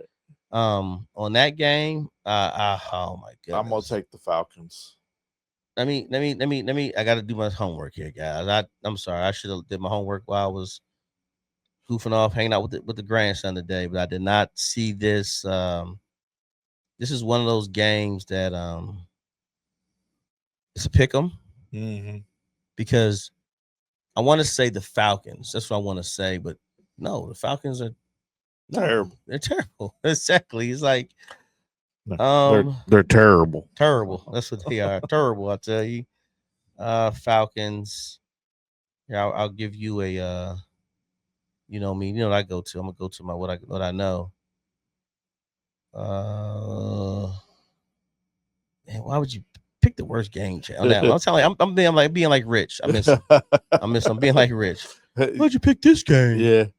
I sent him to Dylan and said, "Hey, give me some games. What do you think?" And Dylan never replied to me. So all right, I got you. They got stuck. So we talking. What are we talking? The Panthers 5-5 at the Falcons at 3-6. That's a Thursday game. That may be why I picked it. Is it? I'm asking. I don't know. I think so. There we go. Is it Thursday night? No, it's a Sunday. I'm gonna go with. Oh my goodness, I don't even want to do this, but it's telling me to go Falcons. I'm picking the Falcons. It's at Falcons. Yeah, I know, but oh, man, that's I don't. This one I'm gonna pick against the grain. I want to. I just don't trust. We'll go Falcons. They're gonna have a bounce back season. A bounce back game because the way the coach did them, did them dirty. That running back ran all over him. I'm telling you, he ran all over him. All over him. Then we have the 6-3 Chicago Bears at the Vikings at 4-5. I'm going about Vikings. Going Vikings. You're going JJ McCarthy. Yeah, I think the Vikings. One thing they have. I think that Chicago, if I remember, can't stop is their passing game. Yeah, I'm with you. Passing game. I'm with you. I'm not a big believer in Caleb Williams. No, I'm not. He's never was. Not when he was at USC. He's a mental guy. Between him and his dad, they can't keep their nose out of crap. So yeah, I'm with you on that one. Then we have the 7-3 Chargers at the 5-4 Jaguars. I'm going Chargers in this one. Man, Chargers. I just can't understand what are the Jaguars trying to do? Because they won 5 games? 5-4. So it's not like they're terrible. And what's his name? The Colorado kid, the number 1 pick. Yeah, he's not playing. He's done for the season. Yeah, right. He got hurt, right? Yep. Yeah, so I'm gonna go Chargers.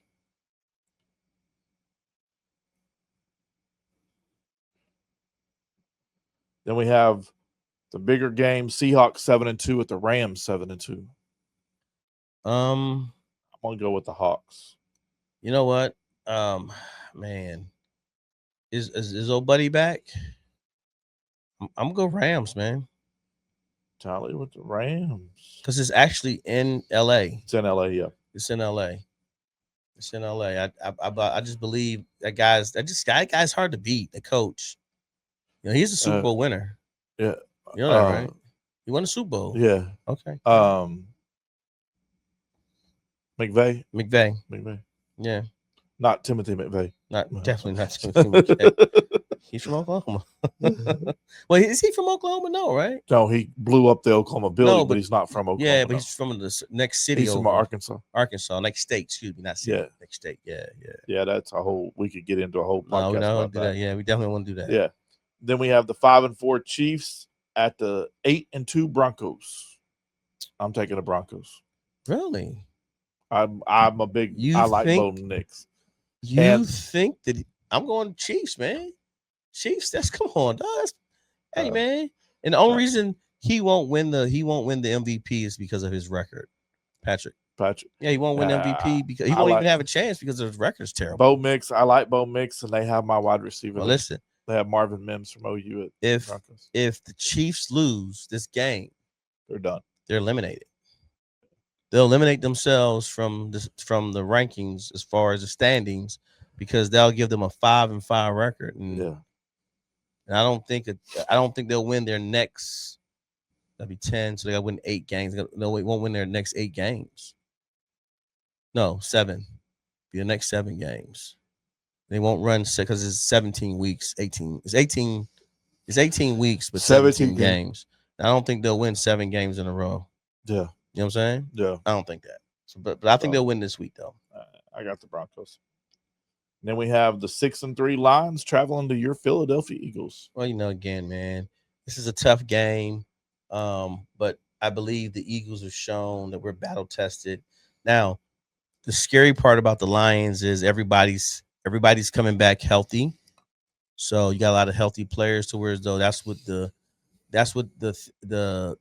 saying was last year. I don't know if you remember when we played them either last year or year before. I think it was last year. A lot of guys got hurt.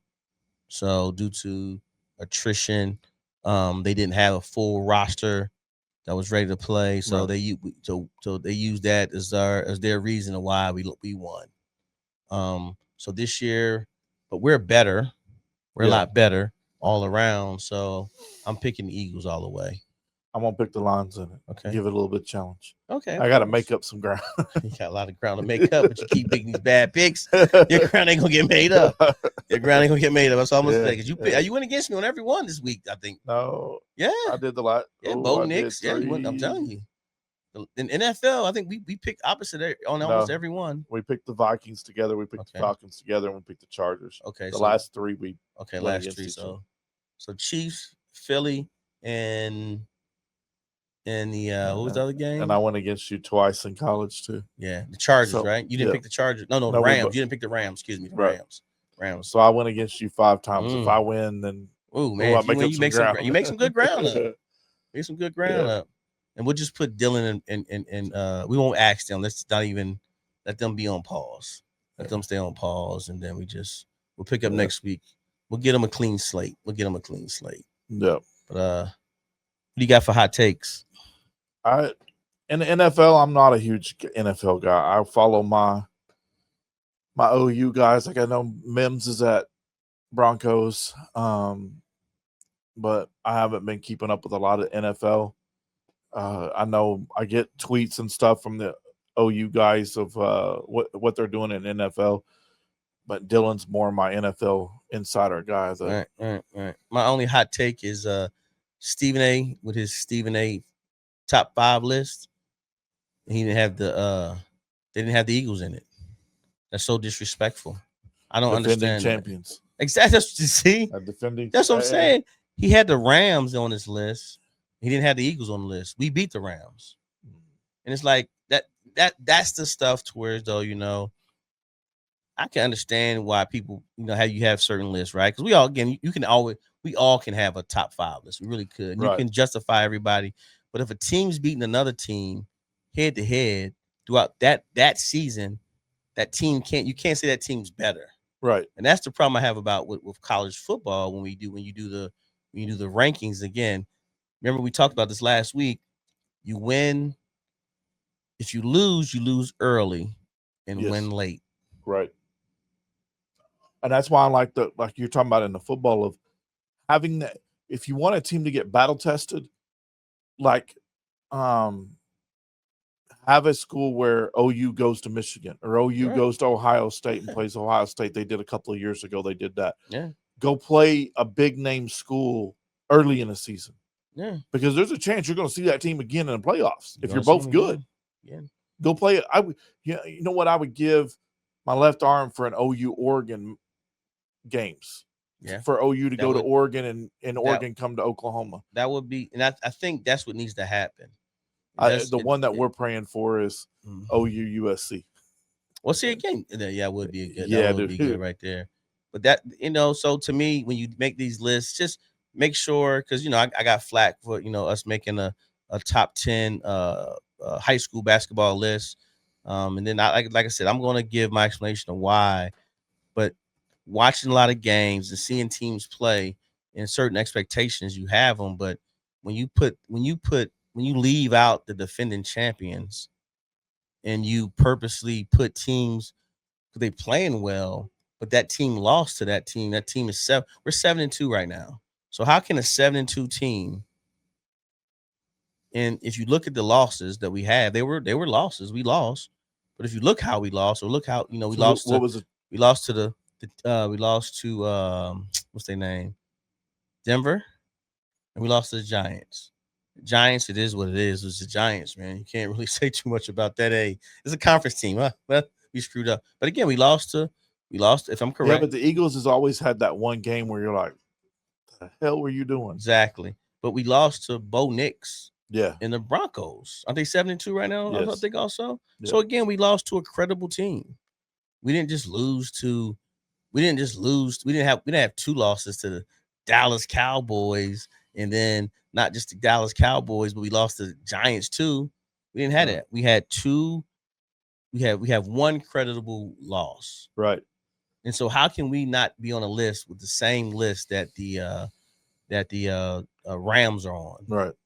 Because they're hot right now. Like, come on, man. So that's the only hot take I have a reference to. Well, NFL. It's an inside joke that me and you have with certain people, but it's the flavor of the week of who's whoever's okay. This team's 1, 2, or 3 in a row, but we're not looking. They're hot, but who do they beat? Exactly. Where are they at, and who are they competing at? Are they winning these games at home against teams that are mediocre, middle of the pack teams, right? Or are they traveling and winning at their house? Right.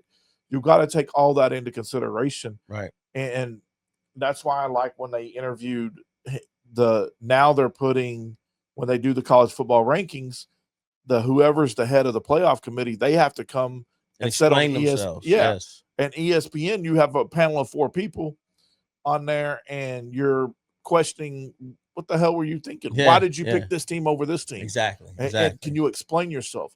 Because they asked about John Mateer and his hand. What happened to his hand? Did you take that into consideration? He said, yes, we did. When that Texas loss, we looked at the fact that he wasn't fully healthy. And so OU is right there with Texas going through the rest of the deal, because we think if his hand's healthy, they might beat Texas. Facts. And so they have, and when they do that committee, there's, what is there, 14 people in the room, 13, 14 people. Mm-hmm. And you have to exclude yourself. Like if Joe Castiglione, the AD at OU, was in there, he would have to exclude himself. He couldn't vote on the OU team. Right. So if it's your team, you can't vote on them. So at times it's like you need to do something like that. That's why I'm really liking what they're doing with the college football going forward. But yeah, well, real quick, this is who the Rams record is. They're 7-2, right? 7-2. Stephen A just really makes me laugh now. Like, come on, you gotta do your homework, big guy. Come on, you one of the guys now. The Rams they beat the Texans, right? Mm-hmm. The Texans they don't even have a 500 record. Right. All right. Another team they beat the Titans. So your first 2 wins are against like the bottom feeders. Okay. You lose it to the Eagles. 33-26. Hey, good game. Great game. Great game. They showed it there. But you beat the Colts. Okay. So now that's your creditable win right there. You beat the Colts, right? You beat the Colts. Okay. Lose to the 49ers. Conference team. So that's your 2 losses. Eagles and 49ers. And the 49ers aren't at, we just looked at, they're not even at 500. Exactly. Right. So now you beat the Ravens. Everybody beat the Ravens at that time because everybody was hurt. Yeah. So you didn't beat a healthy Ravens team. Right. You see what I'm saying? And then you beat the Jaguars. The Jaguars, really? Really? And then you beat the Rams. I mean, you beat the 49ers. So you get back against a conference foe. Right. So again, you take those wins and then you match them up against our wins. It's but like, when they lost the 49er game, was it a home game or a away game? When they lost to the 49ers, it was a home game. So they lost the 49ers in their own house. So that it's even worse. Yeah, it makes it even worse. Even worse. Yeah. So I'm just saying, don't get me wrong. I'm not saying, oh yeah, they beat the Saints after the Jaguars, and then of course I forgot about them. So again, another bottom feeder team who had their first win, by the way, this weekend. So again, you're looking at teams, or you're playing teams that you can't say that the record that the Rams have is any better than the Eagles. Right. Yep. Again, we you look at the Eagles' record as far as the wins we have. I'm not saying they're the best wins, but I told y'all, I really believe the Eagles just play just to win. Yeah. They don't play games to be superb or the best. They just play to win. So and the NFL, that's it, like we've talked about the parity of college football, the parity of NFL right now. It doesn't matter if you win each week. I don't care if you win by 1 point or if you win by 30. It's still a win. Exactly. So if you think about our 2 losses, we lost to the Giants and we lost to the Broncos. Broncos is 7-2. No, 8-2. 8-2. One of the best records in the league right now. Yeah. So again, we lost to, think about it. We lost to one of the better teams in the league. Right. Now the Giants, we got our get back against the Giants though. We beat them 38-20. So kind of got our get back against them. But of course, Cowboys, it is what it is. We beat the Chiefs though. Chiefs is on a roll right now. Chiefs is hot. We beat the Rams. We beat the Bucks. And we beat the Vikings. And then we just beat the Packers. And then, so if you look at the games we won, I think we won. We did a better job we have quality wins versus these guys. We got a tough record this week, or a tough opponent this week. We played the Lions, and going forward and playing those guys, I believe we should win. I'm saying 12. The Vegas is saying we only going to win by 2.5. I think 12 though. I say it's going to be a 12-point game, 2 touchdowns. That's what I'm picking. I think we're that much better than those guys. They're going to give us everything they got. They got great receivers. That St. Brown kid, man, he can fly. So it's going to be hard covering him. But again, I like our defense. Yeah. Our defense right now is top notch. Again, they just held the Green Bay Packers to 7 points. They gave Jordan Love fits. Yeah. Jordan Love didn't know what was going on. He saw the Matrix, I believe. So yeah. But all right, man. And then as the high school playoffs are heating up, the first round starts this weekend. It's also we're 2.5, 3 weeks from early signing day. It's usually the first Wednesday or second Wednesday in December. Oh, for football guys? For football. Okay. Their big signing day. Football does it different than the other sports. The other sports they kind of sign when they want to. Football, they have early signing day. It's usually if I remember right, it's the first or second Wednesday in December, and then they do the late signing days in February. And so there's a lot because I just got a message from Hayes Fawcett. He's with On3 Sports. He's the one that does all the graphics for the football guys. He said Miami recruiting's on fire. The Miami Hurricanes have flipped 6 recruits in the last week. I flipped them from different schools. Miami did? Mm-hmm. Got a kid. Who's their coach? Miami is Cristobal. Oh wow, he's that good? Yeah, he played at Miami. Okay, he played with Sharp and all them at Miami. Well, I know what's the cause there too. Irvin's there. All the receivers right now. Yeah, but he flipped a Clemson kid, a Kansas kid, an LSU kid, an Iowa State kid, a Penn State kid, and a Pittsburgh kid. All flipped to Miami. Penn State was easy. Yeah, that was easy. Because OU got a Penn State receiver, and they're fixing to get the Penn State running back. I think. Stop it. So, yeah, you're making me sick talking that negative talk to me. Penn State got to give it together, man. We're gonna be down for the next 2 years. I'm telling you that right now. I think they're gonna be down for the next 3 years because I think it's like we talked about. I think it's gonna if Penn State would take a gamble and bring in a young recruiter, a young kid that could recruit. I think we should. And take a gamble with the kid. Bring in I tell you who I would like to see that would, and I hate the name, but the offensive coordinator at Clemson, Garrett Riley. Yeah, that was at TCU when they won played for the national championship. They did. Young kid, very offensive minded. Recruits. The year they beat Baylor that year, didn't they? Yeah, in that shootout. Was that the shootout game they had? Yep. With Baylor. Yep. Okay, yeah. And that's when they had. How old is he? How was the guy? They had Garrett Riley's. God, he's in his 30s, early 30s. Yeah, that's he's Lincoln Riley's little brother. That's what we need. We need somebody like that, but at the same time, we need to make sure. Hey man, if we be loyal to you for the next 5 years, you stick around, you don't go anywhere, and we lock this up, and you be the next Joe Paterno.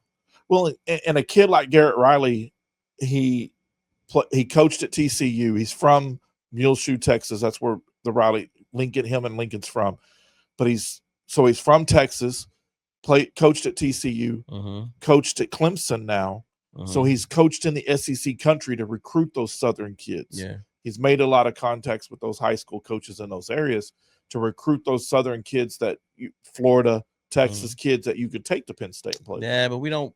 That's the thing, though, man. We don't recruit well up down south. But that maybe you need to get a kid from that area. That's what we do. That's what you need to do. Or that's what has been done in the past. Because if I'm correct, I know in the past the guys that we normally get are from that area, like New York. Like we recruit real well in New York. We recruit real well in, of course, Pennsylvania. We do real well. More Midwest kids. Yeah. Like that's the good part about the Big Ten. You can go to Ohio and get a kid out of Ohio to play for Penn State. Yeah. That would love to play for Penn State. And I'm talking about 4 or 5 star recruit. Well, you could get kids out of Ohio, Kentucky, West Virginia, kids that might not go to Virginia or West Virginia, Virginia Tech, you could get them to go play at Penn State. Oh yeah, for sure. That whole area is all, the Appalachian. We're talking about the Appalachian Mountains. Yeah. That whole, probably when you get to you start going a little too far down because it's hard to recruit from Georgia. Well, maybe a far-fetched name, maybe a Brett Bima that's at Illinois. Yeah. That was at Wisconsin and did really good at Wisconsin. Yeah. A guy like that, a kind of an offensive line, defensive line kind of guy, maybe a good deal, a lunch pail kind of guy for a Penn State. Yeah, but that's just fits that Big Ten. We need an offensive minded guy. I'm telling you, I know there was the hazing issue and stuff, but Pat Fitzgerald that was at Northwestern. He's an offensive minded guy. Right. Even though he played linebacker, he's still an offensive minded guy. He would be a good guy like that. Right, but. Garrett Riley would be really good. Like you were wanting, you're talking about a young kid. Yeah, man, 30. No older than 35. Been around football his whole life. Understands the recruiting, and that's what you really need. You need that guy who understands the recruiting process. Yes, because that's where you win. Yes, you're gonna win on the field, of course, but that's where you really win, and that's why I thought I was disappointed with Penn State making the early firing of Franklin because. That's what he did really well. You can't fire a guy who came in preseason. Technically, he should have been preseason number 1. Yeah. You know what I'm saying? But again, they gave it to Texas. And again, we're not mad about that. But again, they still gave it to Texas. But still, preseason number 1, top 2. And you telling me you fire this guy because he couldn't win the big games? Like, that's why that was my argument with Rich all the time. It's like, why would you even say that? That's that's disheartening as a fan to say, man, we got one of the better coaches, and now look at us. Yeah. Ryan Day, he couldn't beat Michigan for how many years? Yeah. And now he's got a national championship. That's what I was thinking you were talking about. You talking about Beamer, when you were talking about your guy. I thought you mentioned Day. I didn't hear it quite well, but yeah, Day is the guy I'm talking about. Ohio State, when they supposedly, they had talks about getting rid of him, but for what? Yeah, he's winning. The year he won the national championship, he lost to Michigan, still won the national championship, but he was on the hot seat that year because he was like 0-3 or whatever it was against Michigan. Well, no, he got not in trouble, but he was the one who let the kid go who went to LSU that won the national championship to LSU.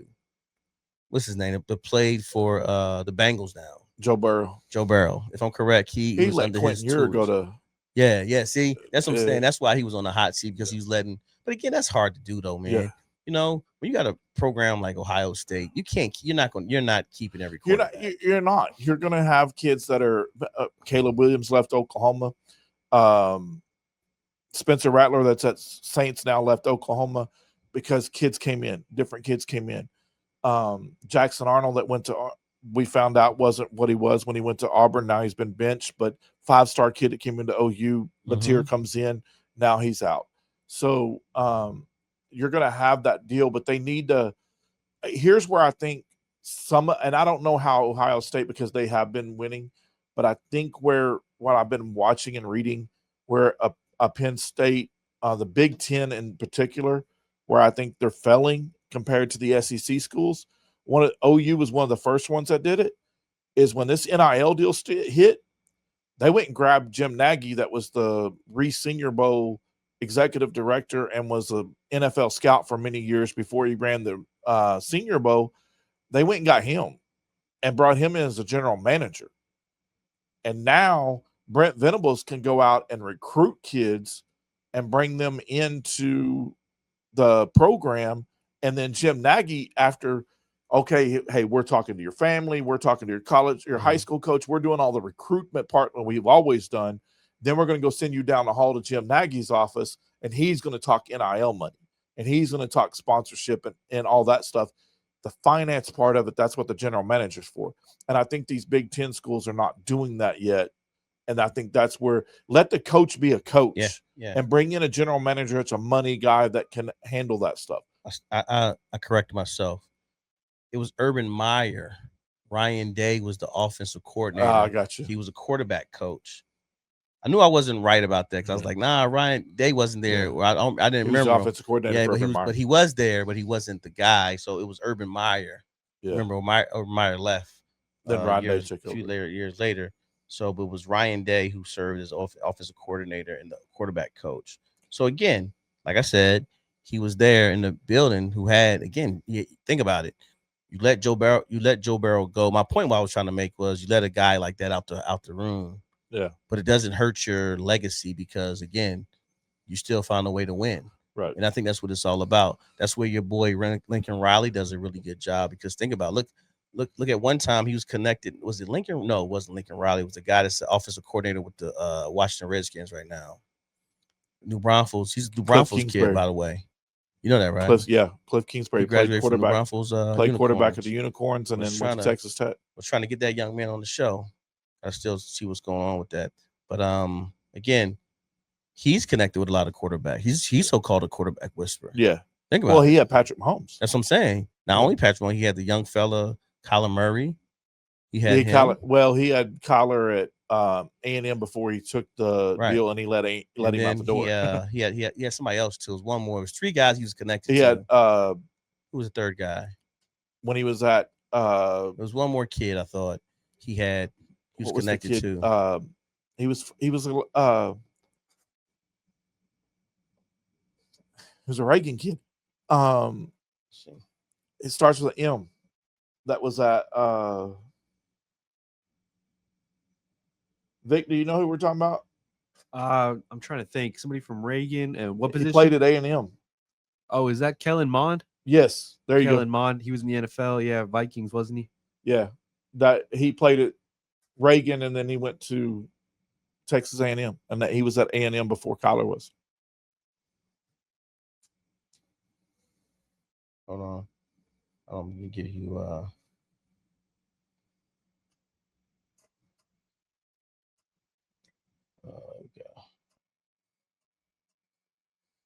Case Keenum, Johnny Manziel, Baker Mayfield, Patrick Mahomes, and Kyler Murray. That's all the big names that's connected with Kingsbury. Wonder where he ran into he had Mayfield at. So that's right. He had Mayfield at Texas Tech before he left Texas Tech. He had Case Keenum. He coached him at Houston. Okay, before he went to A&M. Johnny Manziel at A&M, of course. And then he had Kellen Mond and Kyler Murray at Texas Tech. Mm-hmm. Didn't know that. Yeah, he was at Texas Tech as a walk-on, and he screwed Baker Mayfield over, and that's why he left. Didn't know that. Oh, you love you some Baker Mayfield. That's not what happened. I got you back, Cliff. No, he did. Baker got the starting quarterback got hurt. Baker came into play as a true freshman, as a walk-on, and Baker killed it. And then Baker got hurt, and he kicked him out. Yeah, Patrick Mahomes. Texas Tech. Yeah, he had Come on, dog. Patrick was. And then of course he coached Kyler at Arizona, and then Caleb Williams at USC. Yeah, he worked as a senior offensive analyst at USC when Caleb Williams was there. And he also linked him to the Commanders drafting him. So that's where the connection is.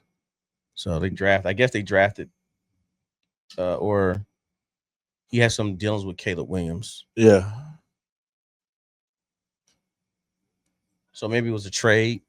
I don't remember Caleb Williams and the Bears, because the Bears are the ones who drafted Caleb, right? Or maybe it was a trade or something. I don't remember. But anyway, he was still connected to him. Yeah. I forgot about Baker being at Tech. So yeah, there you go. Yeah. All right, man. Final thoughts.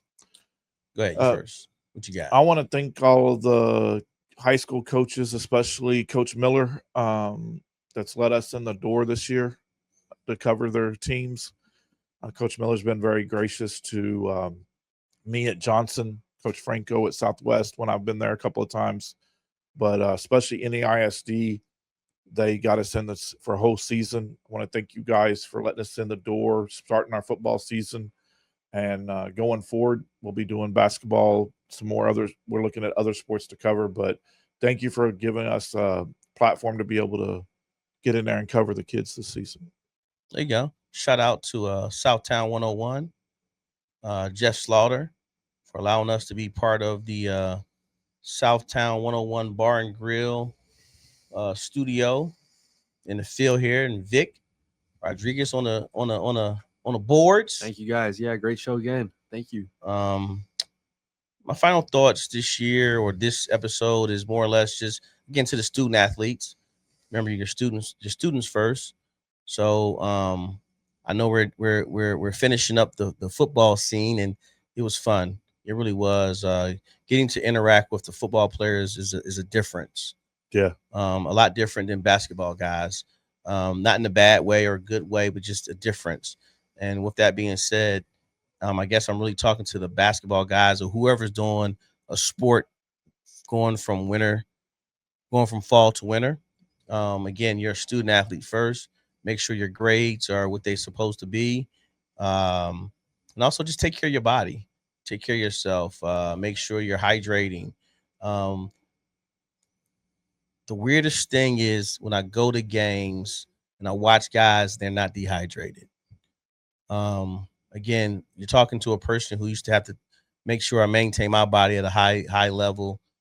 Being in the military, I know sometimes I don't look at like, oh man, you fat man, young man, but at the same time, it's one of those things I still understand what it takes to take care of my body. So with that being said, that right there lets you know where your discipline is at. If you can't be disciplined enough to make sure you hydrate, you eat proper, and you make sure you're maintaining your body, because you're going to get nicks. You're going to get they're not injuries, but you're going to get bumps and bruises. So with that being said, with those bumps and bruises, you need the best things in your body to help you heal and recover from those bumps and bruises. So with that being said, it's one of those things to where though, don't be the young man or young girl or the young athlete that a college coach is coming to watch you play or watching your film and they see you lead the game because of cramps. I'm letting you know now, that's a bad look. That's a bad look. And at the same time, it's setting yourself up to be scratched off of somebody's list. The higher we go up when we're talking D1 or NAIA, D2 and D1s, hey man, the shorter that list gets. Yep. So with the fact that list gets shorter, don't allow them to cross your name off.